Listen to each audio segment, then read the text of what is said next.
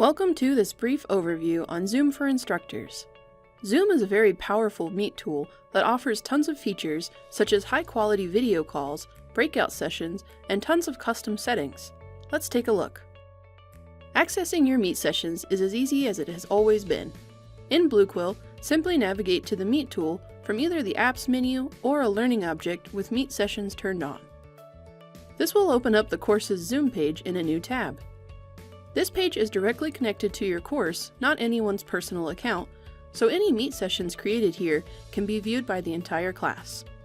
There are 4 tabs on this page for instructors to use, however, students can only see the Upcoming and Previous Meetings tab. The Upcoming Meetings tab displays any meetings that have been scheduled for your class, whether they were created by you or maybe another team-taught instructor. From this page, you can join, start, or delete meetings as well. After you have finished hosting a Meet session, the meeting will then move to the Previous Meetings tab. From this tab, users can access any recordings if the meeting was recorded to the cloud. Users simply need to click the link that says Recording Details to find the recording. From here, students can either watch the recording in their browser or download the recording by clicking here.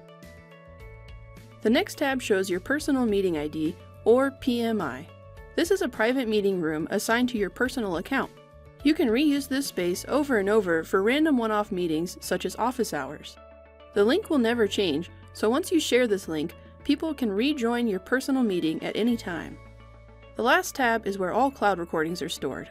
This list of recordings is only available to instructors, but you can share a recording as a file or link to students as needed. Now let's click on the Schedule a New Meeting button to get our first Meet session set up. Each meeting has a few basic settings to go through, such as the time, duration, assigning other hosts, and more. For a more detailed walkthrough of these settings, you can view our video, Scheduling Zoom Meetings. One of the most important things to understand about Zoom is that each meeting is tied to one room or link. This means if your Meet sessions are at random times, then you will need to create a meeting for each session. If your meetings repeat though, you can use the Recurring Meeting option to have the meeting recur every few days, weeks, months, or forever with no fixed time. The No Fixed Time option is very useful for things like office hours or meetings with random times. The downside to reusing one meeting though is that the meeting technically never ends.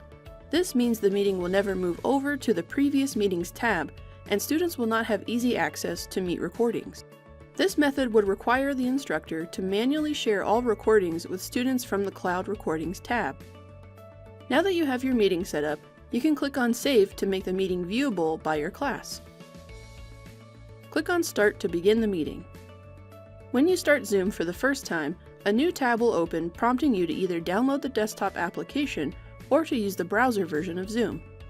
It is highly recommended that instructors download the application as it offers more features and settings. Now that the app is downloaded, you can start your meeting. At the bottom of the meeting window, you can find all of the controls. The bottom left corner shows an icon for a microphone and camera. Click these icons to toggle your microphone and webcam off and on. Next to each icon, you can also find a small arrow that opens up a menu of options if you need to adjust your audio or video settings. If you open the Audio Settings menu, you can also access tons of other settings, such as settings for accessibility, camera adjustments, and much more.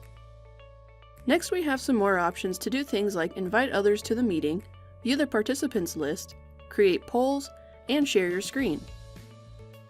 Use the participants window to view all students present, as well as whether their audio and video devices are connected. If there is no icon displayed here, then the user does not have their microphone or webcam hooked up. If the icon is crossed off, then their device is muted or off. The screen sharing option allows you to share your entire desktop, certain applications, or just a simple whiteboard. While sharing your screen, you can also allow users to draw over your screen by using the Annotate feature here. Next, we have the Chat menu, Recording, Closed Captions, and Breakout Sessions. When you click on Record, you will be given the option to record locally or to the cloud.